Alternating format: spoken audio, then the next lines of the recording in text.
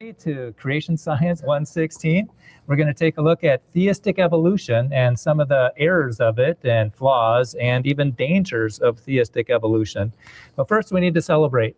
We went down to Twin Cities Creation Science Association to see Dr. Randy Galuza, and that was so much fun. And I just wanted him to feel encouraged. All the stuff he does for creation, I wanted the room to be packed because normally it's half empty or more. And that's what it was. It was packed. It was so neat. You know, I contacted the event center and I said, hey, the president of ICR is coming on campus. Do you want your students to know about it? And they said, we don't do any outside promotions. And so then I called the president's office and asked him the same thing. And they said, well, send us some information. And I did. And they said, yeah, we want to promote it. So they made posters. So that was exciting. And he had a message specifically for the young people. And he said, it's very rare when a paradigm comes down and you get to put up a new paradigm. But he says, that's what's happening now. That's what's happening in the creation evolution. Evolution is falling apart. And he's got the model that can replace it. So that was pretty encouraging to see. And then I went to St. Cloud State for their graduation, and I tried to get people to think about Jesus as much as I could. And I was there for several hours. A photographer came up and said, hey, tell me about your sign. And I said, I think we need to love our enemies. You know, the world needs Jesus. You know, Iran needs Jesus. Israel needs Jesus. We need that Jesus to love our enemies. And I was talking to him, and he said that they wanted to put him on medication for cholesterol. And he was pre-diabetic, but then he changed his diet and he was a vegetarian. And then his numbers worked out, but he was still smoking. And I asked him, well, how did you quit? And he said he was at the doctor, and the doctor always tries to get him to quit smoking. And he says, all right, you're 45. And this is when the graph starts changing between smokers and non-smokers. This is when they start having health issues and dying earlier, where the non-smokers don't. And he said, would you rather smoke or see your daughter's wedding? Because he had a 4-year-old daughter. And the doctor asked him, which one do you love more, smoking or your daughter? And that was the thing, that he was able to stop smoking with that. And so that was a lot of fun. Last week, I was supposed to debate Grand Canyon on Saturday, but there was some trouble with his modem. So we just did a Creation Science 101. And so that I got some more time there. But tomorrow night, we're doing the debate. Grand Canyon debate tomorrow. That's going to be at 7 p.m. Central Time. And you just go into Standing for Truth YouTube channel. And that'll be interesting. I got 25 minutes to ask him questions. He has 25 minutes to ask me questions. And that's the kind of debate I like. Okay, let's jump into theistic evolution. You know, I was flown down to Houston to give a hydroplate talk.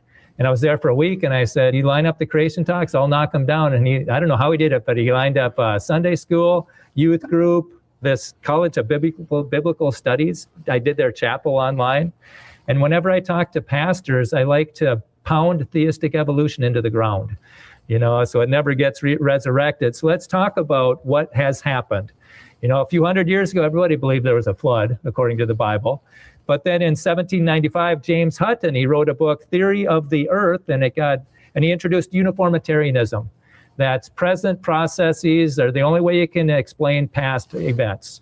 You know, the present is the key to the past. That's what they say. And so it caused people to doubt the thousands of years. And then in 1814, Thomas Chalmers, he came up with the gap theory, and that squeezed millions of years into the Bible. And then in 1830, Charles Lyell, he wrote Principles of Geology, and that he came up with the geologic column.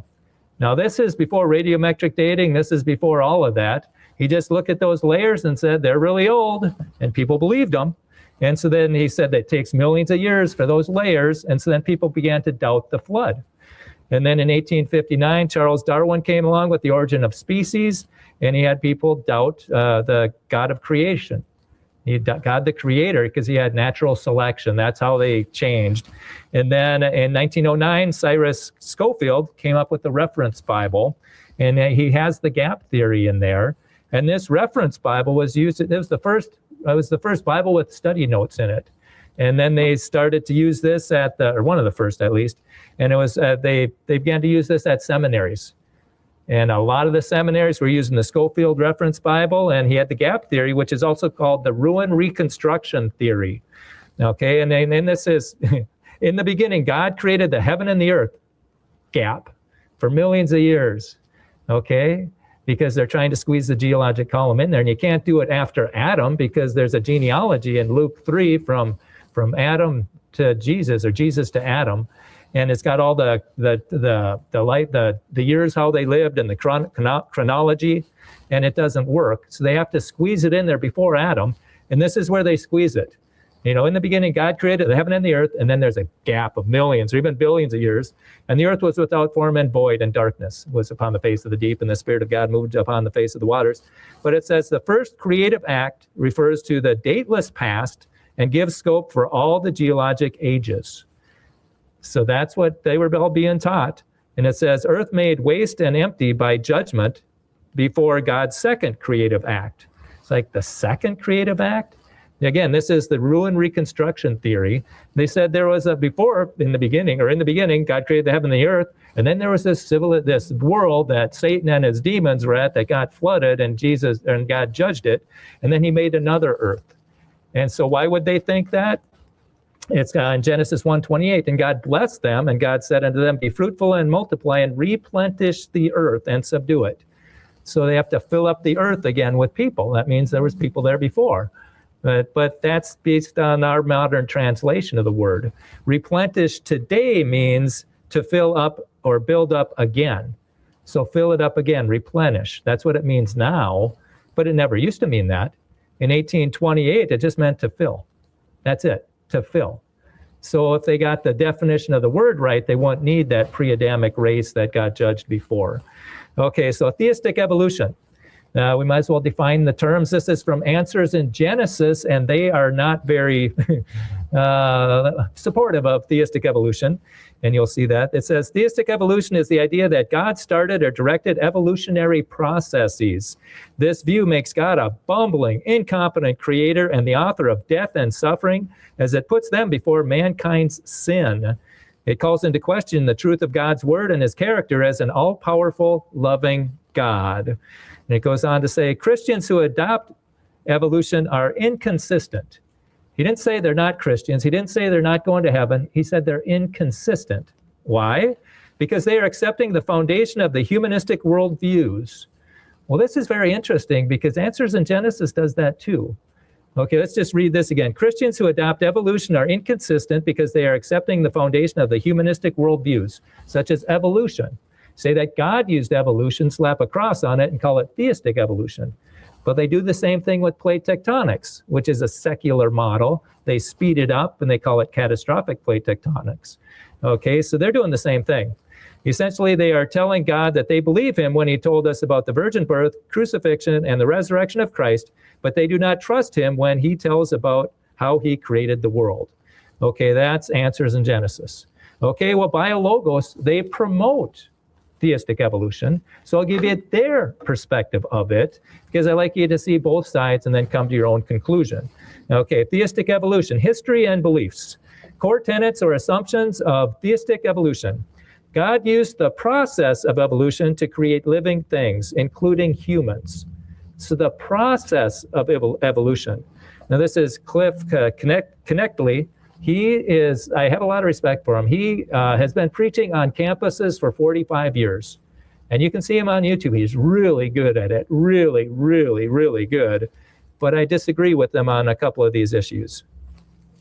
No geology, no biology, no chemistry, no physics, anywhere in the Bible. So whoever tells you Bible contradicts science, either haven't read the Bible or they don't know what science is. So that is why Stuart and I are totally open to evolution as a process, but not as an origin. The Bible does contradict evolution as an origin, but not as a process. The Bible clearly says, in the beginning, God, not in the beginning, hydrogen. In other words, there's an intelligent mind behind the process of evolution that makes much more sense than there's no intelligent mind behind the process. Well, yeah, I agree there's an intelligent mind, but I disagree when he says the Bible doesn't talk about geology. Of course it does. It talks about Noah's flood. And that's how you get layers of sedimentary rock worldwide full of fossils laid down by the water. What does Ken Ham say? Billions of dead things buried in rock layers laid down by water all over the earth. That's geology. This world was flooded, and you can see signs of that, and you're going to see that tomorrow night if you watch the debate. No biology. Sure, it talks about biology. You know, in chapter 1, how many times does it say they produce after their kind, the seed is in itself? Those are biological statements. The framework for geology is a worldwide flood. The framework for biology is they were created and they produce after their kind. And then you can also use that for anthropology and astronomy also. And then that says the Bible doesn't contradict evolution as a process. Well, I beg to differ, because if evolution needs a whole lot of time, which is what they need to make all those little changes to turn something into something else, the Bible clearly contradicts that. I mean, in Genesis chapter 1, you go down in verse 5, it says, in the evening and the morning were the first day. In verse 8, the second day. And then verse 11, and he's talking about the plants that'll produce after his kind, whose seed is in itself, after his kind. And that was the third day. And then it says the fourth day. And God created great whales and every living creature that moves, which the waters brought forth abundantly after their kind, and every winged fowl after his kind. Well, when was that? The fifth day. These aren't evolving. These are days. And then it says, and God made the beast of the earth after his kind, and the cattle after their kind, and everything that creepeth upon the earth after his kind. And God made man in his own image. And when was that? He tells us, and God saw everything that he had made, and behold, it was very good. That's a key word right there, very good. And the evening and the morning were the sixth day. So the first day, the second day, on and on. I've got a hunch that he's not reading a King James Bible. Because in the King James Bible, it says the first day, the second day. But what does the NASB say? It says one day. How many the first days have there been? One. How many one days have there been? All of them. And this is, let's see, the RSV says one, and then this is ASV says one day. And as long as we're talking about Bibles, can anybody read Acts 8:37 here? You see how it goes from 36 and then it goes to 38? It's just gone. I showed that to a student at St. Cloud State, and he goes, dude, he just couldn't believe it. But yeah, it's missing there. It's got F's, and there's a little footnote. And you go into the Blue Letter Bible, ESV says, see the footnotes. What is missing? It says when the Ethiopian eunuch asked Philip, what doth hinder me to be baptized? And Philip said, if thou believest with all thine heart, thou mayest. And he answered and said, I believe that Jesus Christ is the Son of God. So that's basically, I look at it, that's what you should do to be baptized. Oh, and here's another verse. This is Matthew 17:21. Howbeit this kind goes not out but by prayer and fasting. This is when the disciples weren't able to cast out that devil out of the person. And they asked Jesus, why not? And he basically says, howbeit, you have to pray and fast. That's a key verse if you want to cast out demons. But guess what's missing? In the NIV. And a lot of them, they take that verse out. And the reason I show you that is because the guy who flew me down to Houston, that's one of his ministries, is to save troubled marriages. These are on the brink of divorce, just horrible marriages. And that's the verse. You'll say, well, have you tried everything? Yeah, we've tried everything. Well, have you tried praying and fasting? And they haven't. And so this is a key verse, and he's had some success doing that. Okay, and another verse, Matthew 18:11, for the Son of Man has come to save that which was lost. And guess what's missing in the NIV? It's gone. And I should have brought him. I got a stack of paper about all the missing verses. Okay, back on topic here. This is back to Bio Logos, talking about theistic evolution. The Bible is not a reliable source of scientific knowledge about the origin of the earth and the universe, including living people. Okay, and it says the Bible is a reliable source of knowledge about God and spiritual things, and scientific evidence is irrelevant to the Bible. And the creation story in Genesis 1 is a confession of faith in the true creator intended to refute pantheism and polytheism, not to tell us how God actually created the world. So that's what they're doing. And then number 5, it says that the Bible tells us that God created, not how God created. And I don't know how they get that, but that's biologos. Those are the tenets of theistic evolution. And I was talking to somebody, their youth group had just gone through Genesis. And I said, well, they talk about creation? And he said, not really. They just went through Genesis as they were looking at the attributes of God. Not so much about what he is, not so much what he did. And I think that's a mistake. I think if he's told us what he did, we should look at what he did. And here is a Gallup poll. You may have seen this. But for 20 years now, they've been asking these same questions in the same order. Which of the following statements comes closest to your views on the origin and development of human beings? Number 1, human beings have developed over millions of years from less advanced forms of life, but God guided this process. That's the middle line. That's 34%. It's been staying between 30 and 40% for 40 years. Number 2, human beings have developed over millions of years from less advanced forms of life, but God had no part in this process. This is atheistic blind chance. This is blind chance evolution. This is based on blind chance. That's the bottom one. But notice 40 years ago when I was a kid, 1 in 10 people believed it. But now that I'm not a kid, 1 in 4 believe it. And look, that's a troubling statistic. And then number 3, God created human beings pretty much in their present form at one time within the last 10,000 years or so. That's creation. And that's the majority of Americans. They're taking the majority as taxpayer to teach a minority view. And as a taxpayer, I'm not happy about that.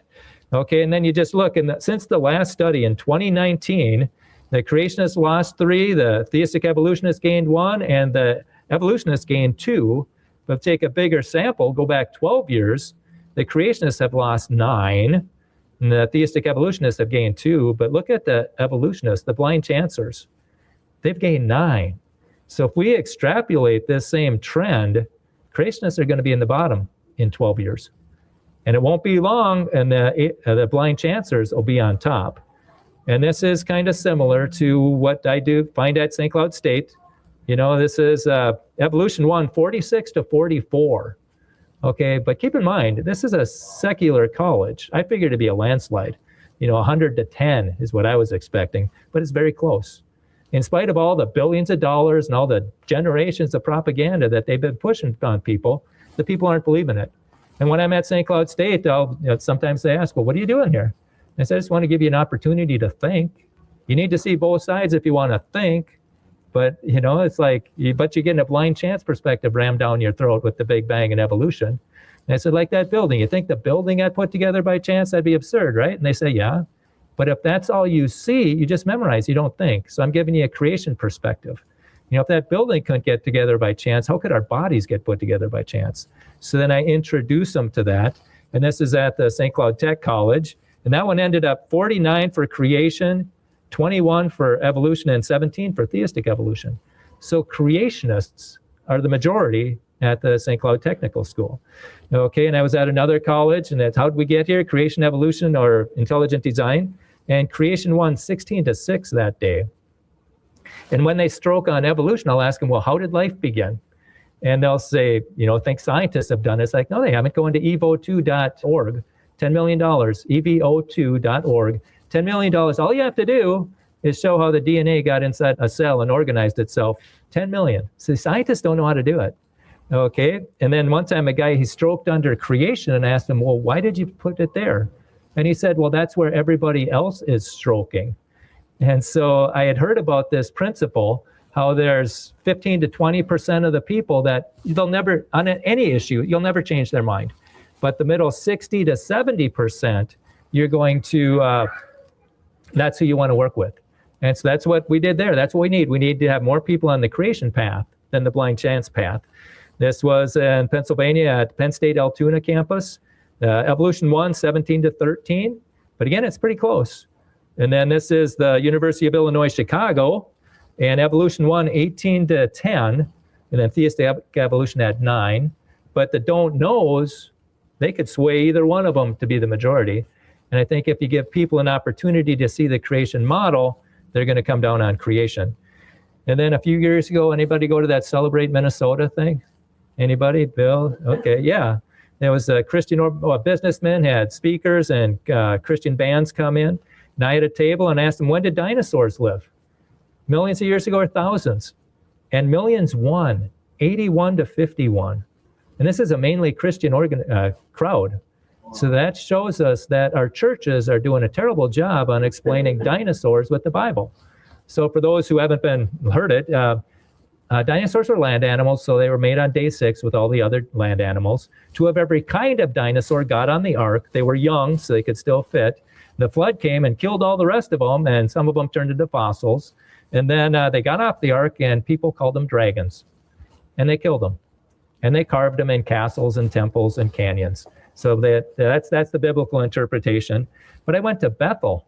That's a Christian university. Millions of years won there too. So that shows us there's something wrong with our seminaries. There's something wrong with our churches, and that's what I'm trying to help fix. And as long as I'm there, I was at the St. Cloud State in their science building. They had some tables, so I set up errors in the textbook table, and the homeschoolers were coming by, and a professor comes by, and he said, I think God did the Big Bang. God did the Big Bang. And so I asked him, do you teach that in class? He says, no, can't do that. So a good question to ask your professor is, do you believe what you're telling us? Or are you just doing this for a paycheck? You know, and then eventually those tables were no longer there anymore for some reason. And going back to that Gallup poll, you know, creation is in green. And if you go to church once a week, 61% of you are going to believe in creation, which means 49% of the people who go to church every Sunday are still confused on this issue. And a lot of churches, they don't touch it. And then this is Protestants. If you have a religion, 51% of Protestants believe in creation, but half of them don't. 49% don't believe in creation. And they believe in some form of theistic evolution. So we got to work on that. And now this one makes sense. Catholics, most of them believe in theistic evolution because I think that's what they stand on. And they certainly don't stand against it.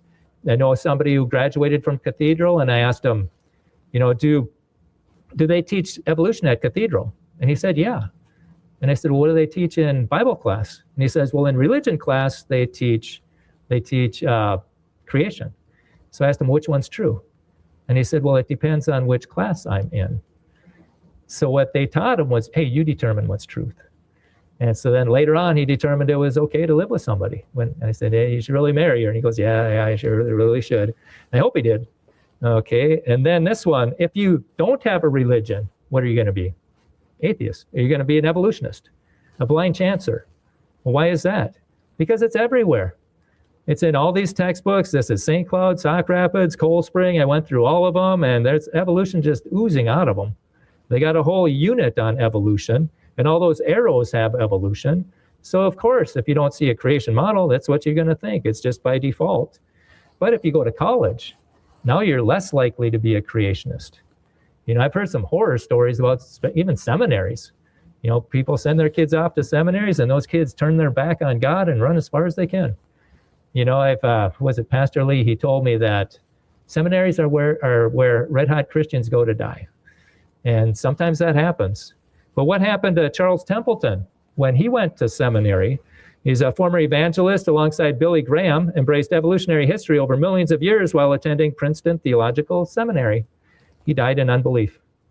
It says, Templeton denies faith. Famed Christian evangelist accepts evolution, becomes atheist evangelist. Okay, and he wrote Farewell to God, and he says, it's simply not possible any longer to believe, for instance, the biblical account of creation. The world wasn't created over a period of days a few thousand years ago. It has evolved over millions of years. It's not a matter of speculation. It's demonstrable fact. It's like, what? Demonstratable? Okay, bring it on. Let me see a molecule turn into a man. I want to see it this time. You know, let's see an amoeba turn into an elephant or bacteria into a blue whale. I want to see it. It's not observable. It's just a story. Here's some stats from ReachRight. 40 church statistics every leader should know. 2026. Look at who's not going to church. Look at that trend. This is in 20 years. The people who never attended church was down at the bottom, and now it's up at 33%. Now it's the biggest segment. Okay, and the ones who go weekly, that's dropped. You know, pretty close to almost in half. So that's what the trends are here in America. And the way you read this one is in the U.S., 73% of people raised Christian are still Christian. So what does that tell us? 27% of those raised Christian are not Christian. It's not that they're not going to church, it's that they've turned their back on Jesus. They have disavowed Christianity, and that's startling. Church closures have outpaced openings for the first time. And Ken Hammy wrote this book, Already Gone, Why Your Kids Will Quit Church and What You Can Do to Stop It. And they made 20,000 calls so they could survey 1,000 conservative church kids, because they figured this is as good as it gets. And found 61% of them stopped going to church when they're in their 20s. And they asked them, why'd you stop? And the main reason was they doubted the Bible. And they asked them, well, when? When did you start to doubt the Bible? And 40% in middle school, that's when the Big Bang's being taught as dogma. 44% in high school when evolution's being taught as dogma. And then 11% in college. And the book goes on to say, if you went to Sunday school, you were more likely to stop attending church. Because some of those Sunday schools are teaching some form of evolution, which basically say God didn't do what he said, or he didn't mean what he said. And so that's troubling. If we could get the churches to just start teaching creation, I think we'd have a chance. Okay, 10 years later, the church dropouts have risen to 64%. So the trend is continuing. And this is, let's see, a Gallup poll again. These are for people that go weekly. 20-some years ago, it was 42%. Now it's 30%. So the trend is continuing. And this one's from Christian Today. It says, when asked why they stopped identifying with their faith tradition, they had simply stopped believing the teaching of their church. So they are looking to the church instead of the Bible to teach them. And I think that's another area where we can improve. And this one says 20% of young adults dislike the sermon, citing a lack of depth or connection to real life. Well, just think if you could take the Bible and connect it to their biology class, to their geology class, to their history class, to their anthropology class. It would make it come alive. I remember when that happened to me. You know, when the very first time I was almost 40, somebody sent me a VHS tape, and it changed my life. First time I ever heard that fossils, were a sign of a flood, and evolution's based on millions of years. And now it's so much easier for us. We can just send them a link. So easy for us to spread this word instead of putting it and packaging it up and recording and stuff. Okay, and so why are the kids confused? I think it's because the seminaries are confused. Ken Hammy wrote another book, Already Compromised.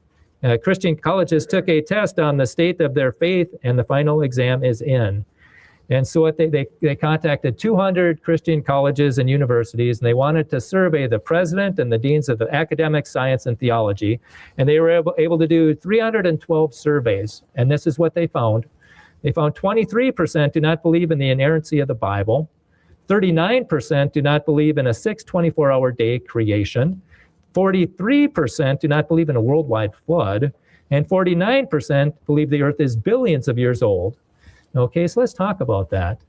The students, the Bible says that all the high hills under the whole heaven were covered with water. Forget about it. It's not a worldwide flood. It's a local flood. So they're starting to redefine, and day, that's millions of years, redefine the terms. And once you open that door to one generation, they'll just kick it down. It'll keep getting worse and worse and worse. It's like, well, if God didn't mean what he said about creation, maybe he didn't mean what he said about marriage. Maybe he didn't mean what he said about gender. Maybe he didn't mean what he said about salvation. And it reminds me of, on Sunday I was talking to a sophomore in high school. He has 2 jobs. I thought, good for you. You're a good worker. And I said, what are you saving up for? He goes, nothing really. I said, do you just spend it all? He goes, yeah. And I should have said, well, start saving it. Just think if you saved 10% of every check you ever made, just think how much money you'd have. And he also said he had a car, and his dad said, well, if you do something to make the insurance rates go up, you have to pay. And if you get in an accident, you have to pay. And I said, you must be a pretty cautious driver. He said, yeah, but I still go 90 and a 60. He goes, it doesn't stop me from going 90 and a 60. It's like, whoa. And then somebody said, yeah, they could take your license for that. But my guess is his dad speeds. If you show him it's okay to speed, well, where's the line? And just think, we're supposed to obey all the ordinance of man. Just think if all the Christians drove the speed limit. Because the faster you go, the less mileage you get. Now with $4 gas, that might be a consideration. And so anyhow, and then it says 10% teach evolution as true. Let's take a look at that. This is Baylor University. I went into their website, and it says and this is their science website. Evolution, a foundational principle of modern biology, well, I would dispute that, is supported by overwhelming scientific evidence and is accepted by the vast majority of scientists. What is wrong with that sense? Let me count the ways. One, it's not the foundational principle. And overwhelming evidence, no, it's not. It's a bunch of imagination. And then scientific evidence, science is observable, testable, repeatable, falsifiable, double-blind, high-confidence science. Evolution is none of that. And then it goes on to say, accepted by the vast majority of scientists. Well, the majority of scientists have been wrong a lot. I could do a whole talk on that. That's the appeal to authority. And then it says, the faculty in the biology department at Baylor University teach evolution throughout the biology curriculum.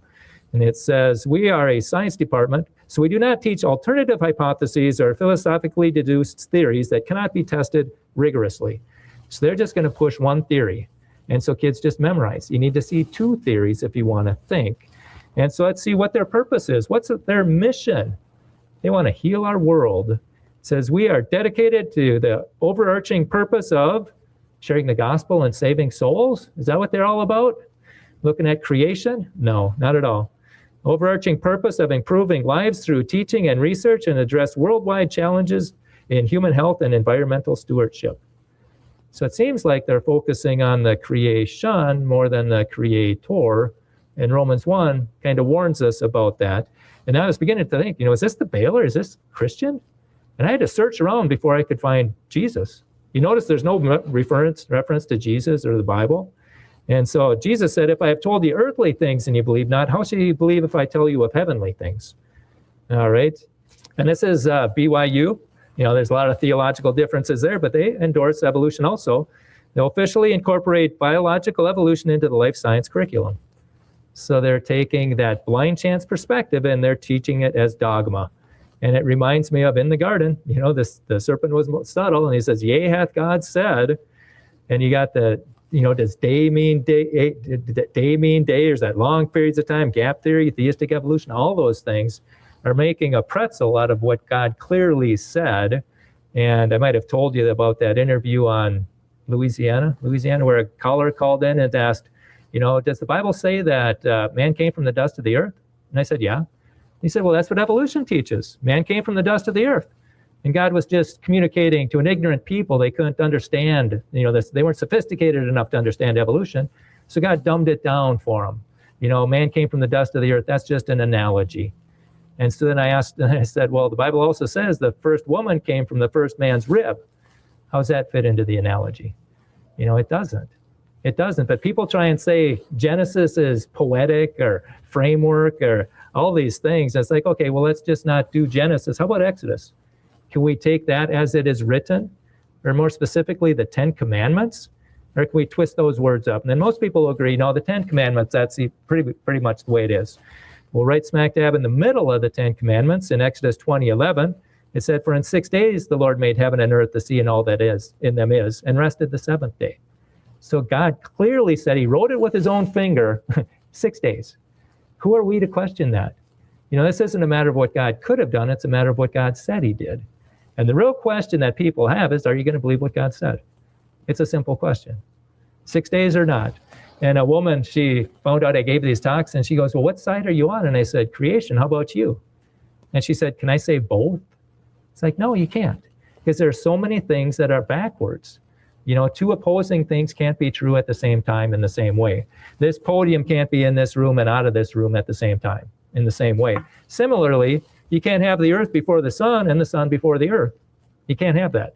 You can't believe those at the same time. You can't have the earth formed underwater and the earth being a hot molten blob, because that's going to evaporate everything. And then you can't have sin before death and death before sin. That's the theistic evolutionists' major problem. They have a theological problem. If they believe in millions and billions of years of death and suffering before Adam got here, it's not Adam's fault that there's death here. And so there's a big problem, and you can go on and on. Another one, the Bible says there's a global flood. A lot of those theistic evolutionists, they have that millions of years. They got to have that geologic column, and then you got no global flood. Okay, so there's problems with that. Okay, and then I was going to speak in Nebraska And I was going to speak at a school and to some pastor groups, and I asked the person, can you have some questions so I can hit what they're curious in? And I figured I'd get a bunch from the students, but there's somebody, must have been a pastor. He said, well, what do you think about the concordance interpretation of Genesis? It's like, I've never heard of it. So I had to do some research. And concordance interpretation, that's matter. God made the earth using the sequence of events described in Genesis 1. So they're hooking the science to the Bible. The non-concordance one is God created the earth using a different timing and order of events than those described in Genesis 1. So those are different. They don't connect the Bible and science. Those are totally different. One can say one thing and it doesn't matter. So let's take a look at these. And I'm just doing this so you know the basic confusion that's out there. The young earth interpretation, creation occurred about 6,000 years ago during 6 24-hour days in the order described. A scientific study of the earth should confirm this. And it does. That's what I am. All right. But the gap interpretation, the earth was created long ago, became formless and empty, and was restored about 6,000 years ago during 6 24-hour days. I don't go along with that one. And then the day-age interpretation, creation occurred over billions of years. Each day of Genesis corresponds to a long epoch. Events occurred in the order given in the text, but stretched out over a long period of time. And that's what a co-host said. Well, couldn't each day be millions of years? And I asked him, well, what verse in the Bible causes you to think that? And even if it was, could the plants made on day 3 live millions of years without the sun on day 4? And even if they could do that, could they live millions or billions of years without something to pollinate them? And it occurred to me, could they live even millions of more years without animals to give them carbon dioxide? See, plants need carbon dioxide. And if there's nothing giving them carbon dioxide, what's going to happen to them? Okay, and then this one, the appearance of age interpretation. Creation occurred about 6,000 years ago during 6 24-hour days, but it was created to look like it had a long history of billions of years. See, now, I don't hear that one much, and it would make God out to be deceptive. So I don't really go along with that, or any of them really, besides the first one. Okay, this is the non-concordist interpretation. And this is where it does not necessarily seek to reconcile them, and they're just two totally different things. The proclamation day interpretation, the days of Genesis 1 took place in God's throne room, wherein God proclaimed each step of creation. The throne room days are not related to days or time periods on earth. So you got to use a lot of imagination here. The creation poem interpretation, the number and ordering of the days of creation of Genesis 1 are chosen for poetic and thematic reasons rather than historical reasons. And then the kingdom and temple interpretation, as the great king, God gives human dominion as a land grant covenant. Alternatively, God inaugurates the cosmos as his temple. In both cases, the text is not focused on the physical universe. And I think it would be kind of hard to find biblical scripture to support this. And then the Near East cosmology's interpretation. Now, this one seems to be gaining steam, gaining traction. And it's by John Walton. It says, Genesis 1 matches the physical picture of the world believed in ancient Near East religions, but presents a dramatically different theological picture, proclaiming one God as a creator of all rather than many gods. Okay? And this, I don't know if you'll be able to understand this one, but we'll give it a try. Genesis 1, he argues, only makes reference to function and order in the world, not to material creation. We should be deeply concerned.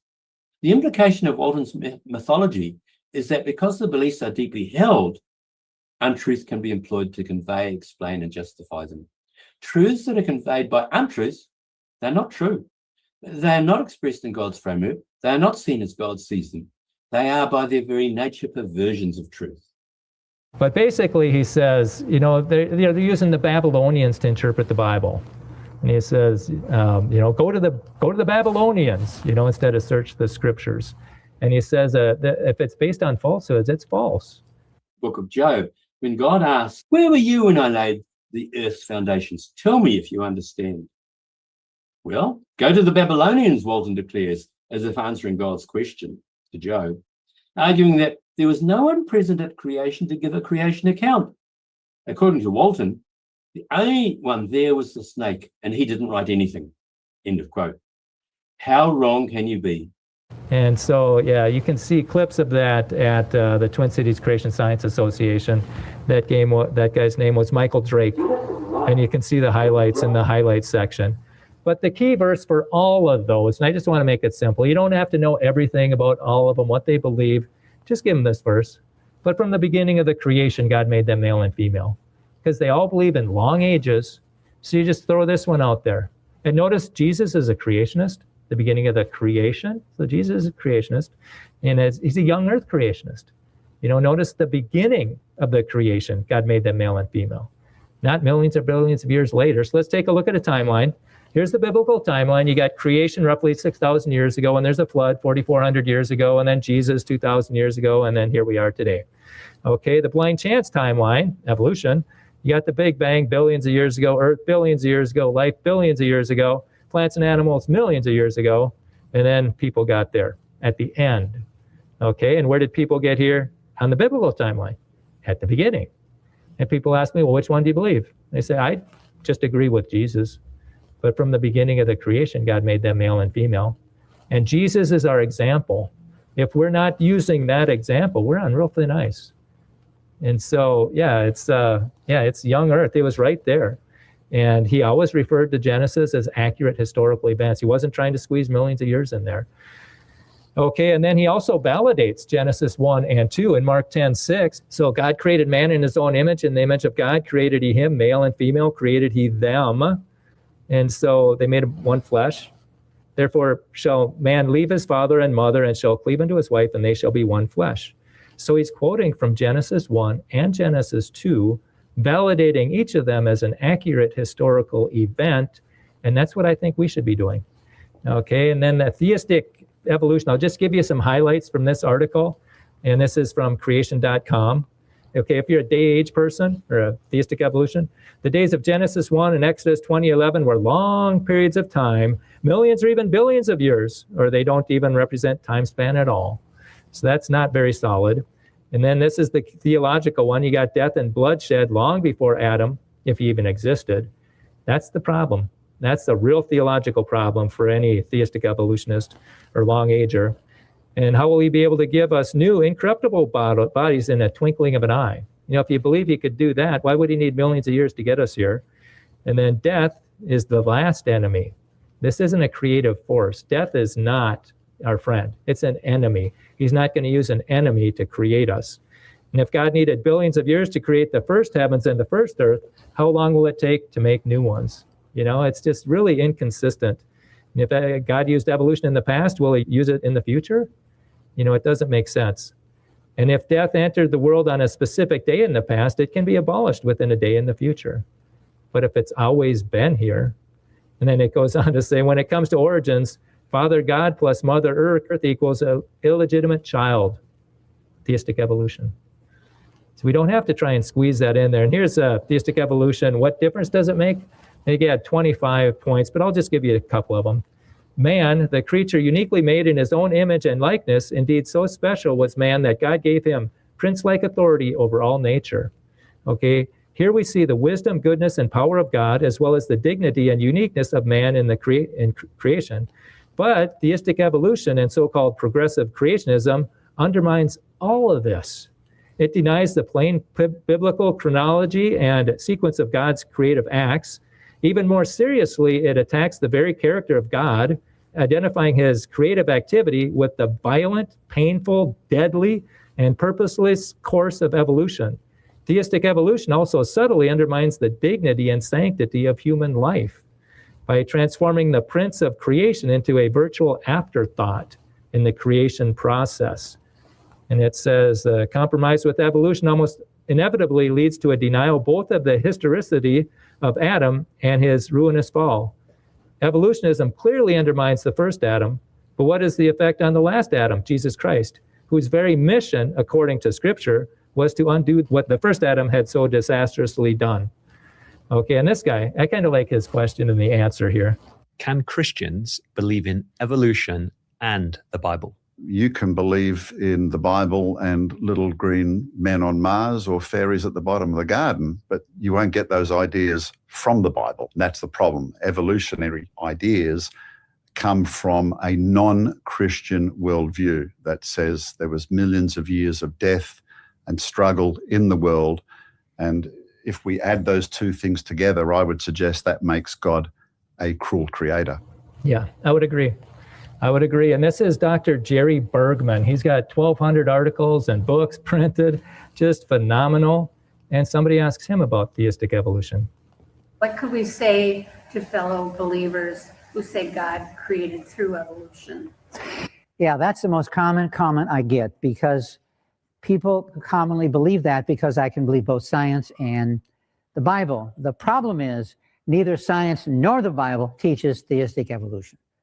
And the problem is, let's prove evolution first, then let's try to harmonize it with the Bible. And the problem is, clearly, evolution is the doorway to atheism. Yep, and he wrote a book called that. Darwinism is the doorway to atheism, but conversely, science is the doorway to the Creator. And he's got examples of each of those. And so, just to summarize, what you taught when you meet these old earthers who say they believe in the Bible, just give them these verses. For in 6 days the Lord made heaven and earth, the sea and all that in them is. That's Exodus 20:11. And then John 3:12. If I have told you earthly things and you believe not, how shall you believe if I tell you of heavenly things? And then this is the really key verse. At Northwestern, there was an old earther we talked for probably an hour. This is a verse he really struggled with. But from the beginning of the creation, God made them male and female. And so that's our talk on theistic evolution. I mean, we want you to get all the information to make informed decisions, but that's more than just in creation. There's some things out there. There's a dominant mindset out there. I just want to give you another way of looking at things. Thomas Massey, a 7-time incumbent, he got beat on Tuesday by somebody that was funded like crazy by Miriam Adelson and people in the Epstein list. And there's a lot of things that really don't add up. And if you go into Ron Paul's Liberty Report, and did Massey lose or was he pushed, they cover some of this stuff. It kind of reminds me of 2020 when Biden didn't campaign, he didn't debate, and yet he won with a record number of votes. Same thing here. This guy didn't debate. There was 8 scheduled debates. He didn't show up for any of them. And when he did speak publicly, he said that he wants to institute a draft. And who's going to vote for that? And yet more votes than ever showed up, and he actually won. And then this is the Baron Coleman. He gave the best analysis of the Charlie Kirk assassination that I've seen. He had a timeline, and it starts at about the 55-minute mark of episode 112, and he goes through all these things, and when he gets done, he says, and that's why they killed him. And when you look at it, it's hard to dispute it. So I encourage you to go, don't believe it just because I say it, but look at what the facts are on the timeline. And then also, how many people knew that 13 American bases around Iran were destroyed? Who knew that? Okay, John knew that. Yeah, and this came out on March 26th, almost a month after the war started. I knew that the first week. I knew that the government, who trusts the government? Who trusts the media anymore? What have they done to be trustworthy? So I don't watch any mainstream, but I go to people who haven't lied to me in the past. And this is Judge Napolitano. He's got good insights. He has good guys on interviews, and they've been right this whole time. They've been 3 or 4 weeks ahead of time. What I'm waiting for is when they declassify how many deaths there have been, the casualties. Those are classified after the first day. Okay, so you're getting a picture painted one way, another picture painted the other way. This is Bahala. He was a former Green Beret, and he still has friends in there. So he kind of has the inside scoop a little bit. And he understands what it's going to take if we try and take Karg Island. He understands that there's no support, and it's going to be a suicide mission. And it's interesting to see his perspective of the war. And for the most part, he's been right on. No, but he's talking about how Trump's most insane corruption scandal yet. Did you hear about in the settlement, Trump and his family can never be audited by the IRS. And they also got $1.8 billion. Yeah, very interesting. And it's just stunning to see what's happening. And then this is Ian Carroll. And the ballroom, I should have brought that clip. But anyhow, the ballroom is on top of, basically they think it's going to be a data center. Under the White House, there's no congressional oversight. So that's a lot of power that nobody's watching over. And then he says, hey, what if a foreign government links into it? What if a foreign government is building it? It could be very devastating. And these data centers are popping up like dandelions all over the place. and they use a lot of water. They can use as much energy as a small state or a big city. A city of 50,000 of water and energy is what they can use. In Utah, it's going to be the whole state. Yeah, and what they're doing now, and it's just, what they're planning, it's like, hey, what happened to global warming? I thought we were supposed to start reducing our energy consumption, but it's rules for thee, but not for me. And they can, remember eminent domain, that's so you could use it for the public good? Well, they changed that. Now they can use it to give it to a private company. And so that's what's happening in America. And we need to have them so China doesn't beat us. Well, where's China on this thing? We got 5 or 10 times more than everybody else. We got more than all the other ones, so that we have to beat China. I don't know if China's racing real hard at this, but I look at those surveillance things as, could they be used to, those data centers as surveillance things? Why do they need so many of them? And then this, nearly 50,000 Lake Tahoe residents have to find a new power source after their energy source looks to redirect lines to data centers. How would you like that? These data centers, and why are they there? If they are AI, they're going to take a lot of jobs. Why do we need them? And now states are starting to push back. This will be an election topic, and it should be. They want to put one in Utah that's 60 square miles. Yeah, it's bigger than twice the size of Manhattan, and it's going to use more energy than the entire state. And so why do we need that?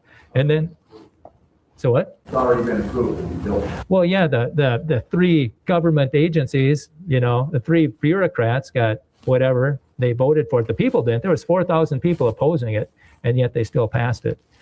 And if you want to know about the health risks and stuff, Maria Z, she's been pretty good through COVID. I just stumbled across her again. What they don't want you to know about data centers and how they're reducing the environmental impacts and the health consequences. And Tom Rentz, he's really good researcher. He's a lawyer. He talked about that too. So with all that, this is the day the Lord hath made. Let us rejoice and be glad in it. There are some things that are going sideways in America, but I think people are waking up. And I just want you, again, don't believe it because I say so, but check out some of these sources. You want to know if the bases are uninhabited. And then again, from the Theistic Evolution, this verse, 10:6, Mark 10:6. But from the beginning of the creation, God made them male and female. And I really like this. Sometimes I wake up at night and I have to remember this. It's like, if you look at the world, you'll be distressed. If you look within, you'll be depressed. But if you look at Christ, you'll be at rest. And so if we are Christians, the worst thing that can happen is we go to heaven. We just want to get more people to go to heaven by putting their faith in Jesus Christ and what he did on the cross. Okay, so thank you so much. I appreciate the attention.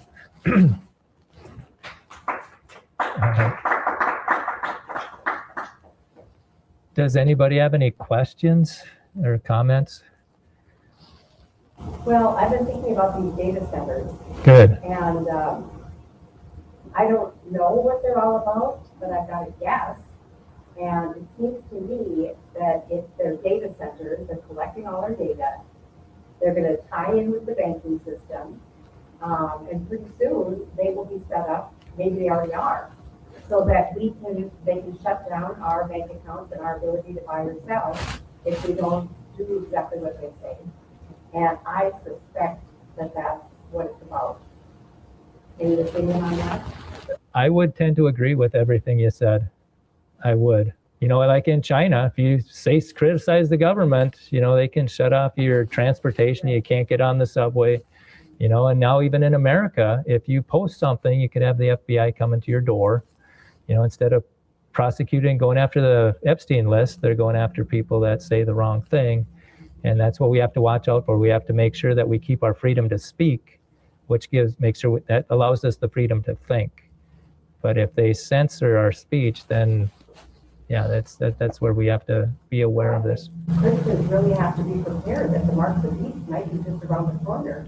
And what are we going to do? Are we going to be willing to die rather than take whatever mark it is? And I don't know what exactly it is, but I think it's going to be tied in with these data centers. And you agree? Absolutely. What kind of timeline do they want this all in place?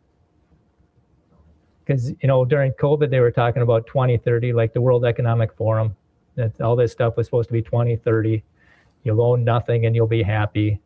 You know, that you won't eat meat. And now they got the ticks out there. Just listen to the high wire. You know, the ticks that give you some allergy to meat, you know, and it sounds like they're dropping them out of planes maybe. So, yeah, I don't, and like you said, are you going to be willing to die? And I don't know if anybody knows until they're in that spot, you know, until you're in that situation. Pray for discernment, because I think it's going to be more deceptive than what most Christians were expecting. I don't think it's going to be as simple as sign here and say that you renounce God and renounce Jesus, and then you can buy and sell. I think it's going to be a lot more subtle.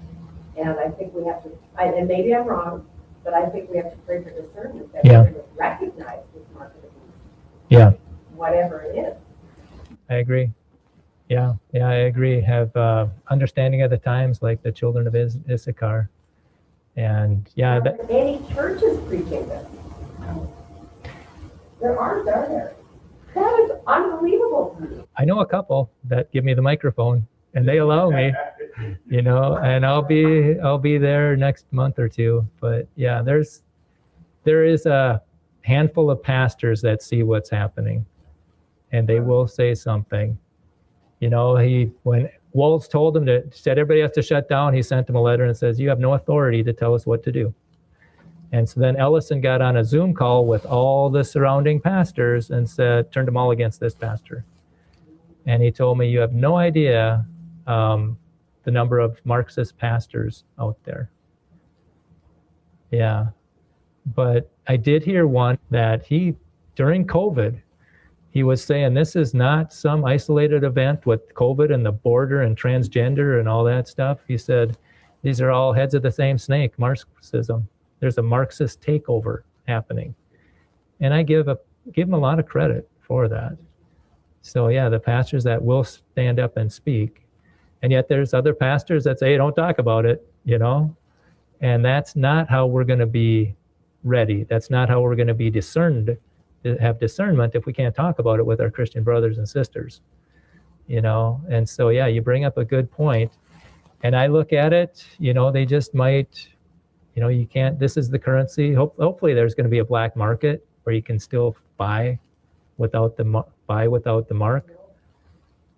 But yeah, it's, I think that's what some people were hoping cryptocurrency would be. yeah. But now cryptocurrency is backed by the US dollar. Yeah. And it's going to be backed by the whole government. And so it will be tied in with the banking system and with artificial intelligence. It's all moving in that direction. It is. And what's going to happen if the petrodollar isn't the world currency anymore because they're buying their oil in Chinese currency? And I think Iran is a lot more formidable than what they're saying. You know, if we could open the strait, we would have opened the strait by now. We can't. Okay. Why can't we? Well, it's the drones. I think that sounds like that our ships can't get within 200 miles or they can get hit.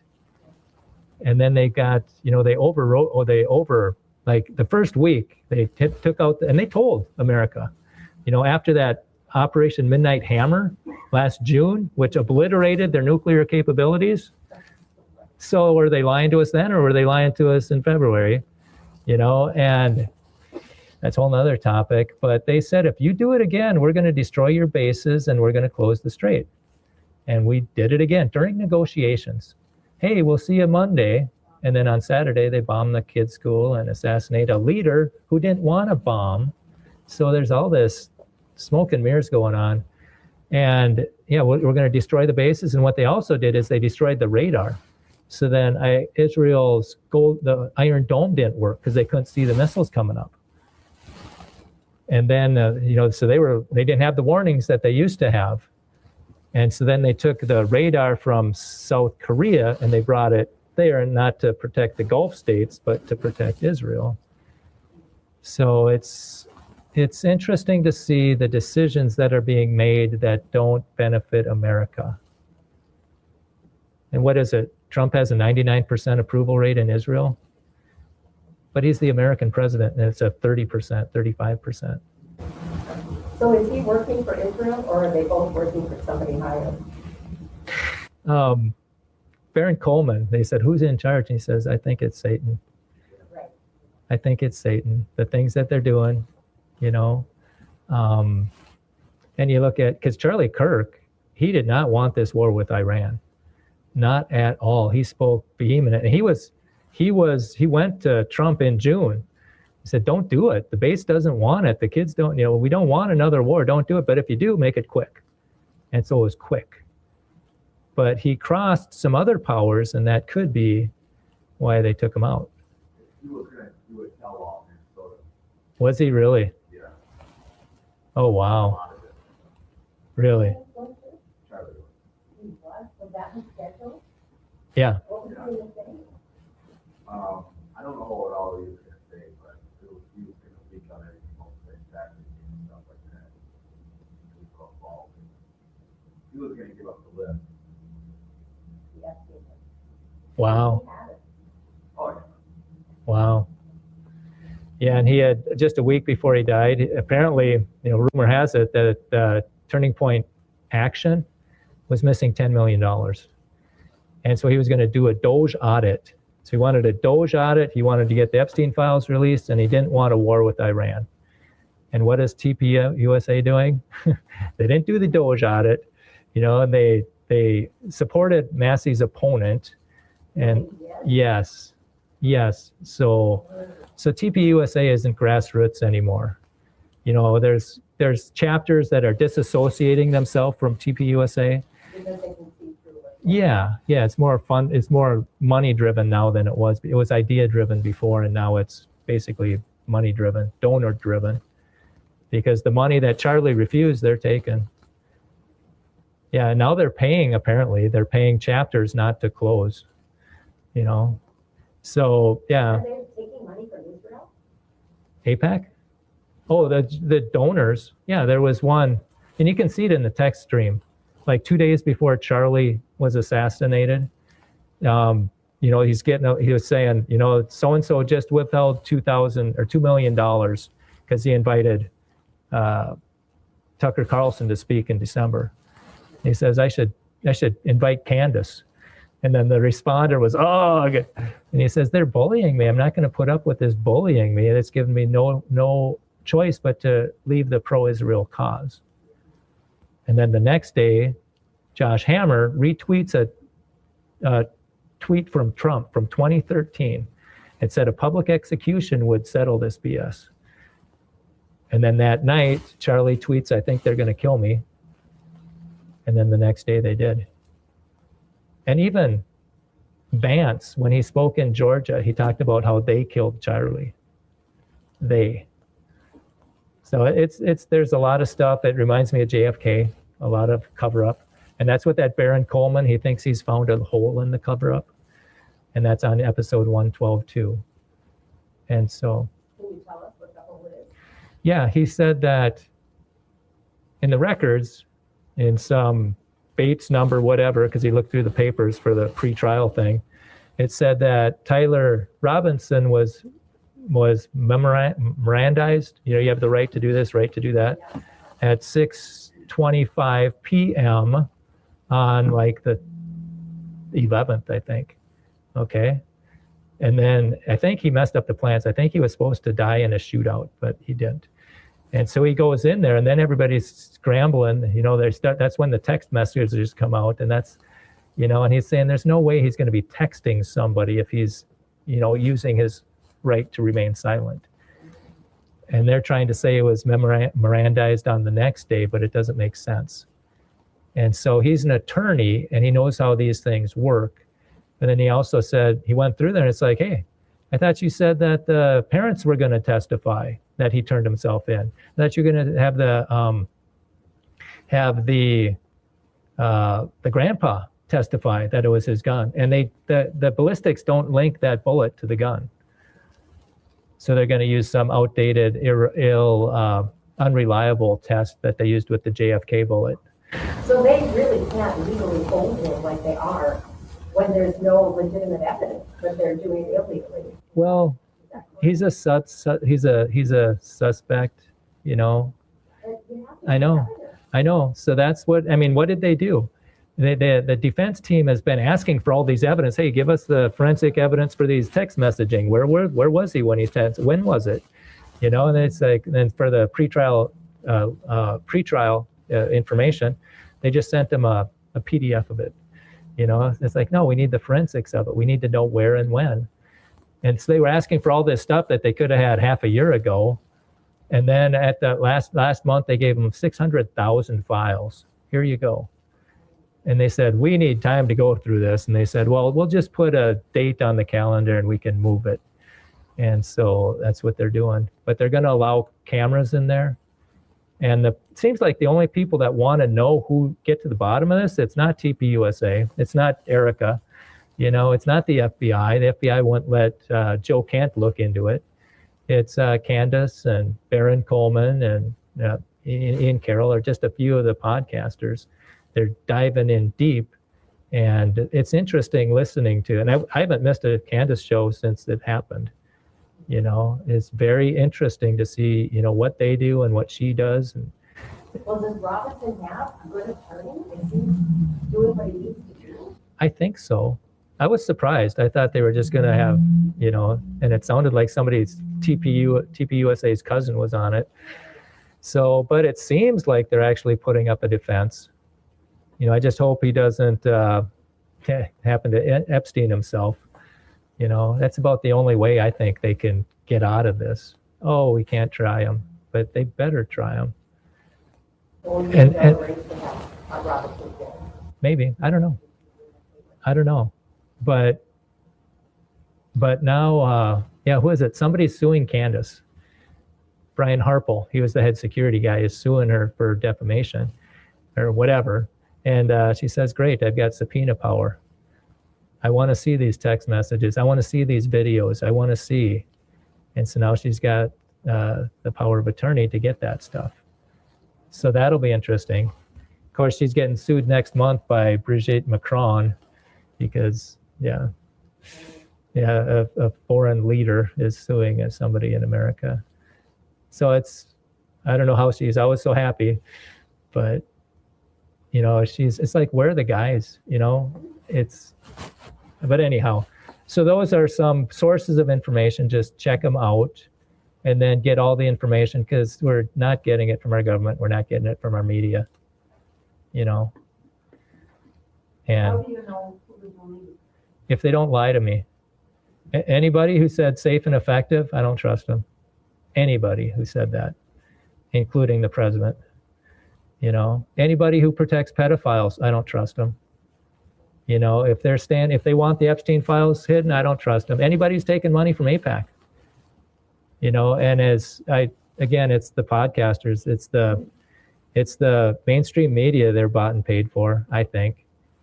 And it's who you can't criticize tells you who's in charge. Okay. Yeah. But I mean, just look who did they want Massey to win or not? Massey wanted to release the Epstein files. Massey was against the war. But So you think the election was rigged? well, it's hard to imagine that somebody who didn't campaign and wants to have a draft got all these. The only figure that his campaign spent more money than anybody has ever spent on a project. Yeah, it's like $30 million for a seat in Kentucky. So I suppose if you have enough money to persuade people. Well, that's what it's looking like. Right. You know, and what I'd like to see is just have no political advertising, just have debates. You know, then they wouldn't be bought and we'd be informed. You know, and just have a debate every week. Massey's opponent, I can't think of his name, didn't answer any questions No. except I support Trump. Right. We'll do what Trump wants. Right. Anything Trump wants, I'll do it. That was his only platform. Yeah. And then a lot of his big donors were, you know, Adelson and some other guy who's in the Epstein file. You know, they have their vested interest not to get those released. We only got half of them. And it's interesting, around 9/11, those things haven't been released at all. So, yeah. But it shows, I mean, Tucker, I trust too. Tucker's had some good interviews. He interviewed Joe Kent. He interviewed Massey. You know, it's a really good. He just interviewed a pollster yesterday. Every Wednesday, I think he does it. And the pollster says MAGA's shot. You know, they're done. What do you mean? In what way? Well, people aren't going to vote to protect pedophiles. They aren't going to vote for more wars. So MAGA is diminishing. Oh yeah. Oh yeah. Oh yeah. Yeah, and it's a unforced error. They didn't have to do it. I mean, Trump, with his political savvy, he should have seen this coming. So it makes me wonder if he's compromised, because it looks like Netanyahu's calling the shots. You know, we get a ceasefire and Israel breaks it the next day. You know, and that's what Joe Kent said. If we want peace, we got to get Israel under control. We'll say, okay, we're going to defend you, but we aren't going to have you give you any offensive weapons. And if you attack, you're on your own. He said that's the only way. But it seems like they control so many levels of government. You know, Trump went in there to drain the swamp. When's the last time he said that? And Kash Patel's, you know, apparently Iran hacked into one of his pedophile this adult website, hacked in, and they released some of that stuff. So then that Valhalla did a show on it, mocking them, and YouTube took it down. It's like, oh, you can't talk about that. And they might use these, viruses coming up again. You know, they're putting things in place. I just hope enough people resist. I think there's going to be a lot more people resisting this time than last time. I think fool me once, shame on you. Fool me twice, shame on me. But it is amazing how many people still drink the Kool-Aid. Well, and they might just find, because I think the new virus has like a 35% chance of killing you. If you get it, you're dead. Really? 35% of the time. So that's going to scare people. Yeah, and I encourage the High Wire too. That's a good source. I haven't missed the Jackson Report on the High Wire since 2020. I trust them. They'll show the headlines, then they'll show what's happening behind the headlines. And so then you can make an informed decision. And we listened to that a little bit today. But yeah, we need information. We need to help people wake up. And now when I get in these conversations, I can't just start with the straight, of Hormuz. I have to start with, hey, who do you trust? What source of information do you trust after COVID? What source of information? And start with that. And it's like, so anyhow, this isn't kind of off topic, but I think it's important that we have all the information to make informed decisions in a lot of different areas. And it's sad that this is where our country is, but it's very apparent where our country is. And now what are we going to do? Maybe there's going to be a third party. All they'd have to do is say, well, release the Epstein files and not have a war. And you'd get a lot of people from both parties, because both parties are really shooting themselves in the foot. So that's what I'd like. And then we got to have hand-counted ballots. And one day, no more mail-in ballots. When Massey's opponent got 10,000 mail-in ballots, and the opponents before him where he got like 100, and he lost by 10,000 or something like that. So yeah, the election process, but I think the more people get informed, and Tucker, he was hopeful. He was hopeful that change would come. He does believe that. Yeah, I think he thinks this is we have to do something. We can't allow this. So is he thinking the change will come in November with the election? Or I don't know. It might take longer than that. I think, I'd love to see in Kentucky, everybody write in Massey. That's what I'd love to see. Because people aren't going to vote for this guy. Yeah. That would be great. Yeah, if they get counted properly. But anyhow, so with that, I suppose I got to be out of here in 25 minutes. But feel free to talk amongst yourself or ask more questions. Yeah, it's an exciting time that we're living in. And, it is like that Valhalla. It's like, what do we do? And he goes, I'm not sure. But I think the more we keep spreading this, the harder it is for them to censor it. Because what Charlie would say, there's more of us than them. And he was always a happy warrior, apparently. And I just think, that people might be more open to hearing the gospel as the times are more uncertain. And so we just share the gospel and pray for the best, pray for open doors. I pray for spiritual wickedness to be cast down in high places. I pray for evildoers to be brought to justice and protection for those who are shining the light on this evil. Because my, oh my. Because when Charlie got shot, I was wondering, okay, what's Candace going to do? And apparently she got a call from Andrew Kovic that said, it was supposed to be you. You and Tucker are on a list. Yeah. And so she thinks that might have been an attempt to silence her, scare her into silence. So he was shot on Wednesday. On Thursday, she had a show memorializing him. So he was such a happy warrior. And then she couldn't finish the show. She had about 20 minutes. And then on Monday, she was on and she was mad. She said, I choose anger because she saw all the